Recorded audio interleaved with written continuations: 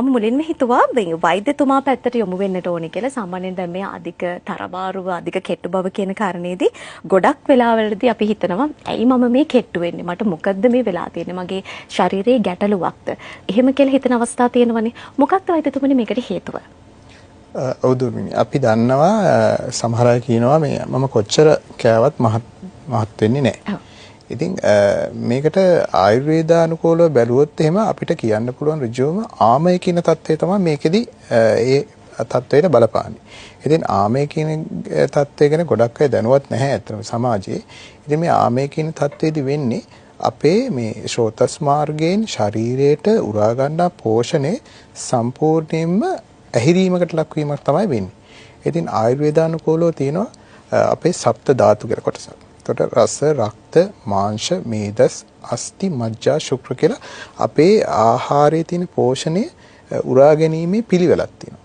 ඒ අනුව තමයි අපේ දේහයේ පුෂ්ටිමත්භාවයට පත් වෙන්නේ. ඉතින් ආමේ අවස්ථාවේදී වෙන්නේ මෙම තත්වයේ ඇහිරීමකට ලක් වෙලා කතරම් ආහාර ගත්තත් අපේ ශරීරයට උරා ගැනීමක් සිදු වෙන්නේ නැහැ.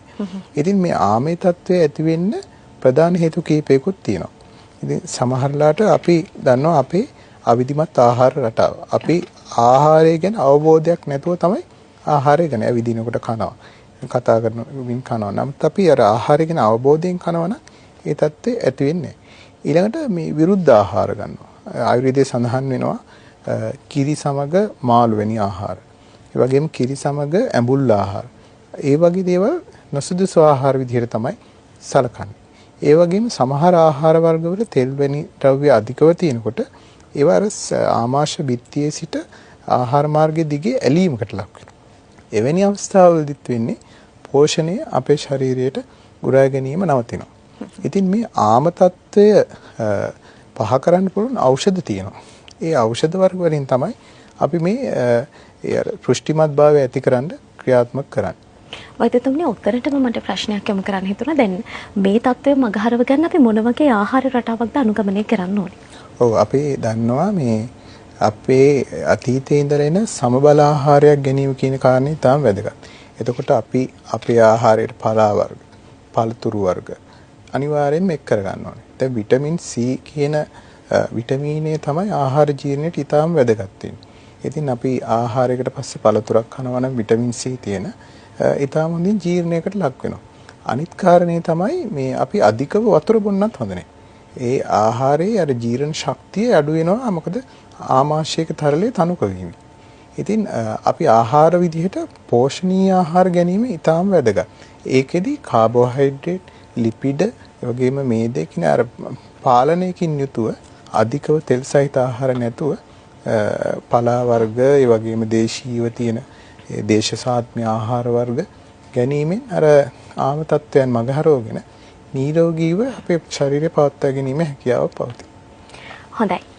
දැන් අපි නිවැරදි විදියට කොහොමද ආහාර රටාවක් අනුගමනය කරමින් අපේ ඇති වෙන්න පුළුවන් මේ කෙට්ටු බව මගහරවා ගන්න කියන කාරණේ පිළිබඳ තමයි වෛද්‍යතුමාගෙන් දැනුම්වත් වුණේ. මම කැමති රෝෂිකාගේ පැත්තට යමු වෙන්න. මේ කෙට්ටු බව අපේ සුන්දරත්වයට, අපේ ශරීරයේ හැඩය පවත්වාගෙන යාමේදී අපි කෙනෙක් දැක්කම ටිකක් ආකර්ශනීය බවක් ඇතිවීමේදී ගැටලුවක් වෙනවා. මේ කෙට්ටු බව අපි කොහොමද මට්ටු කරගන්නේ? වෛද්‍යතුමන් කිව්ව විදිහට කෙට්ටු බව මට්ටු කරන්න අපිට තියෙන පළවෙනි සාධකය තමයි නිසිපෝසිත ආහාර වේලක් ගැනීම. නමුත් අපි දන්නවා අපි හැමෝම මේ ගෙවන්නේ කාර්යබහුල ජීවන රටාවක්. අපි හැමෝම හැල්මේ දුවනවා.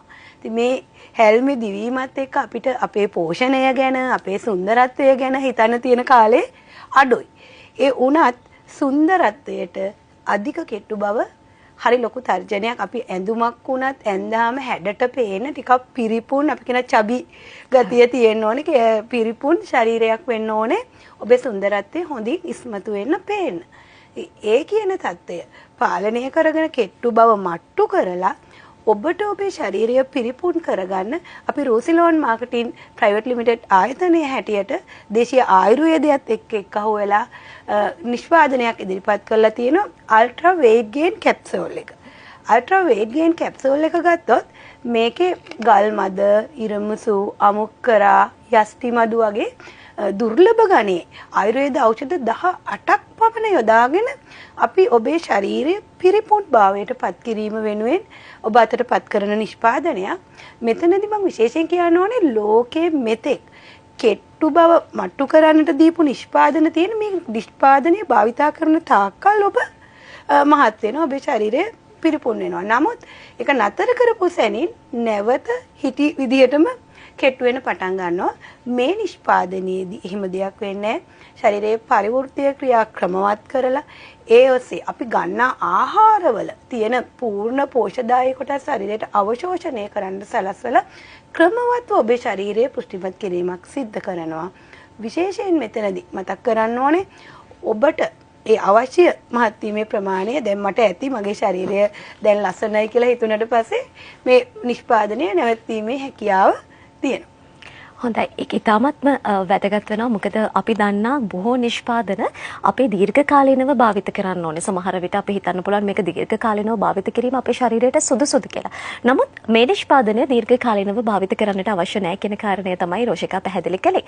අපි කියමු මේත් එක්කම කොහොමද මේ නිෂ්පාදනය අපි පාවිච්චි කරන්නේ කියලා. නිෂ්පාදනයක් ගත්තම භාවිතා කිරීමේ පිළිවෙල හරි වැදගත්. විශේෂයෙන් පාරිභෝගිකයන්ට උපරිම ප්‍රතිඵල ලබා ගන්න නම් එයයි අනිවාර්යයෙන් මේ දෙන උපදෙස් වලට අනුකූලව භාවිතා කරන්න ඕනේ. දිනකට අපි කැප්සූල් 3ක් නිර්දේශ කරනවා. දෛනිකව කැප්සූල් 3ක් නිර්දේශ කරනවා. මේ කැප්සූල් 3න් අපි පළවෙනි මාස 2 තුල ඔබේ ශරීරයේ මහත් වීමක් පෙන්눔 කරන්නේ නැහැ. ශරීරයේ බර වැඩි වීමක්, ශරීරයේ රුධිරය වර්ධනය වීමක් සිද්ධ කළා. ඒ ඔස්සේ ශරීරයේ බර වැඩිවීමක් සිද්ධ කරනවා. 3 වෙනි 4 වෙනි මාසේ වගේ යද්දී ඔබේ ශරීරය පිරිපුන් වීමට පටන් ගන්නවා. ඒත් එක්කම අර මම මුලින් කිව්වා වගේ ඔබට අවශ්‍ය ප්‍රමාණයට ශරීරය මහත් වුණාට පස්සේ කැප්සූල් එක නැවැත්වීමේ හැකියාව තියෙනවා. උදෑසන ආහාර වේලට අපි කියනවා හිස්බඩ මේක පාවිච්චි කරන්න එපා. සැහැල්ලු ආහාරයක් කිරි වීදුරුවක් වගේ දෙයක් පාවිච්චි කරලා උදෑසන කැප්සූල් එක භාවිතා කරන්න පුළුවන්. ඒත් එක්කම දහවල් කාලේ හා රාත්‍රී කාලේ ආහාර වේලට විනාඩි 15කට 20කට පෙර කැප්සූල් එක බැගින් භාවිතා කිරීමේ හැකියාව තියෙනවා.